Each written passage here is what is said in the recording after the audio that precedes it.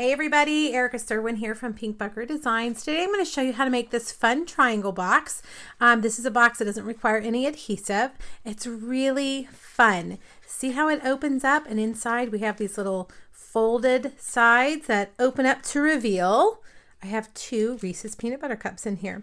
All right, so it folds back like that. It features the 2 Every Season stamp set and one of the coordinating punches, the little bat. This is a great bundle because you're getting a heart, a bat, a snowflake, and a leaf. I think the snowflake can also double as a flower.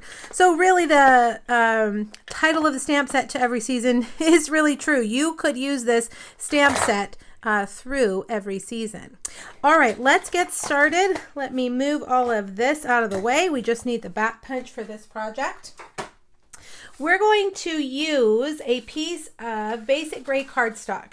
Now, this is a project I originally did during a Facebook Live, and the link here on YouTube will take you over to that post. Down below the last photo, you'll find a link for this PDF. It'll tell you all the products that I've used as well as the measurements that you're going to need. There's also 2 other projects featuring the stamp set and punches if you'd like to make some other things. Okay, so let's see, 9.5 by 7 basic gray. We're going to score the long side at 2 1/4, 5 1/4, and 7 3/4. Then we're going to turn it and score the short side at 2 and 5.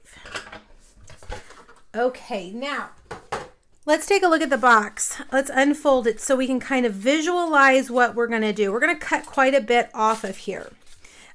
We've got a shorter side. The lid is really the shorter side right here. This section is a little bit smaller than this section. So that's our lid. So we're going to cut these 2 and these 2, and then these 2 corners. We're going to cut these off. And I'm going to take this opportunity to use the new Stampin' Trimmer. I just got it. Demonstrators can pre-order it. It's so fabulous. And I'm going to use it to trim these pieces off to make sure I have a nice straight cut. Sometimes when I cut with my scissors, it's not so straight. And see, I can't put my head over it, but you can see how there's a little line there, and you can match exactly where you want to cut that off. Isn't that nice? All right, so let's get it lined up. Put that side right there in the gutter, as I call it. Turn and trim this part. Now, this will be available to customers soon. Right now, when I'm making this video, it is the beginning of October. And so demonstrators, it's a perk of being a demonstrator. You can buy the new paper trimmer early. You can buy lots of things early when you're a demonstrator. We get full access to the catalogs typically a month early. And so this is one of those perks. The trimmer is going to be $25 when it becomes available to everyone. If you're dying to get it and you can't wait for it to be released, which, by the way, as of today, October the 4th, 2019, we don't have a release date for it yet. But if you've got to have it, you want it, you can actually get it in a starter kit purchase, okay? So that's a one way to get it, is add it to the starter kit. Okay, so now we're going to add some additional diagonal score lines. You're going to need your ruler. And on these 2 pieces that are pointed on the outside, you want to get a ruler and a pen or pencil. I actually prefer a pencil, but I couldn't find one. I'm going to take my ruler and I'm going to make just a tiny little tick mark at 1 1/2.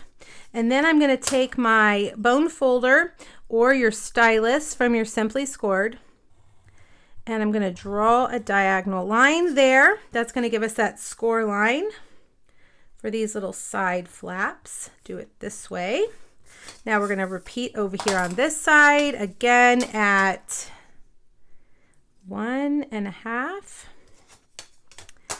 I always have a ruler nearby. It's one of the things that every paper crafter needs for various reasons. I prefer these 50-cent wood rulers with a metal edge. Get them at the grocery store. They're fantastic. Okay, so when these fold in, let's do it this way. we'll actually need to fold those like that. See how that works? You can create your own score lines.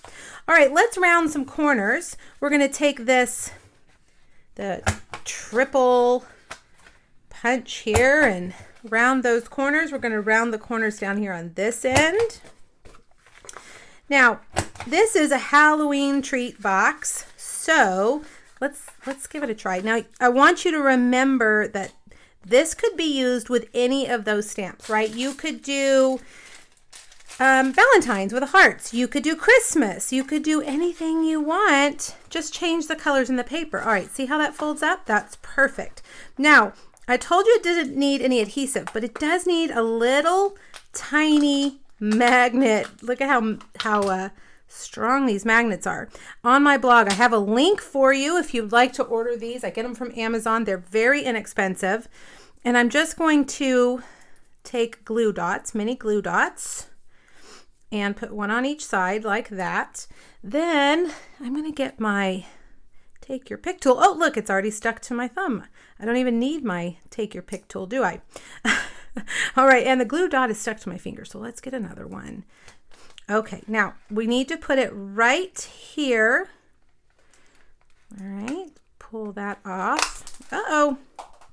Well, can you hear it rolling across the floor? Yeah, let's try that. And we'll get one more. And let's see, we need to stick it. Magnets have the right side and a wrong side, so make sure you get your mini glue dot stuck to the right side. All right, we have it there. And I'm going to push this down so that it's in the right place. And then I'm going to push that glue dot, and voila, there we have it. Now I've got to get the glue dots off my nails. Okay, now I have cut some Designer Series paper from the Monster Bash Designer Series paper pack. The measurements are on the sheet, and you'll need 2 of each of the same size, okay? And when we round the corners, we need to look to see which way we want our paper. We're going to round the bottom corners of this one and the top corners of that one because they're going to be stuck on there like that. So I'm going to stack them that way and round those corners. Make sure you round the top of one piece and the bottom of the other. And this is going to cover up those magnets. Okay. Don't have a magnet on this side, but we do have a magnet on that side. All right, whoops. Let's cover that magnet up. Right. Well, if I could get it straight. Like that. All right, now the other 2 pieces, same deal. We want to do the top 2 corners on one of the pieces and the bottom 2 corners on the other. And when you cut your paper, you can cut it so that the images are, you know, where you want them. I really liked here on my original one, I cut it so that the moon on that sheet was kind of in the corner, so the bats were flying there. Now, I can only do that once with each sheet because the whole sheet is different, but there's some other really cool little images on there. Okay, let's see. Now, and there we have it. See how it sticks together? So cute. All right, let's make those bats. Now the image has 3 of each of the little figures, large, medium, and small. And the small images, the bat, the snowflake, the heart, the leaf, that's what matches the punch. Okay, so keep that in mind. We're going to stamp 4 of them in Memento on basic gray. And because I can't help myself and everything needs to be glittery and adorable, we're going to take Wink of Stella and make those bats glittery. All right, so now we're just going to punch them out. I know that kids will really like this. If you have kids at home or grandkids, this would be a fun set to do together. The punch is small enough that they're not going to hurt themselves, and they're going to be strong enough to squeeze it. My daughter likes the little punches more than the large punches. She has a hard time with the large punches. All right, before I put those bats, I'm going to put this ribbon, the black scalloped ribbon, around this top edge. That's going to kind of help me see where I want to put those bats. All right, so tie that. These Reese's Peanut Butter Cups, by the way, are Halloween, and they look so yummy. My girls have been eating them. Thankfully, I have resisted those, although I can't say the same for the other candy that I bought. I know, it's hard. This time of year with Halloween candy, it's my nemesis. All right, I'm going to take our new mini black dimensionals, and that way, if they poke out a little bit, you won't see them as much as you would the white. The mini black dimensionals come in a pack with, well, while they're sticking, why don't we just go ahead and start sticking them on here. They come in a multi-pack with a regular size. So you get 2 sheets of the regular size black dimensionals and 2 sheets of the minis. All right, let's see. Did I put one on the bottom? I did. So let's put, oh, look, there's a bat right there. Maybe I'll do this one differently. I didn't even plan it that way. Uh-oh, where did he go? All right, we'll put him flying up here. Now, I felt like I needed to add just a few more things, so I took some of these Monster Bash enamel dots, and you could do the black or the gray. I think we'll do a mix of both. And this is my Take Your Pick tool, which will pick up these enamel dots easily for you and set them right back down.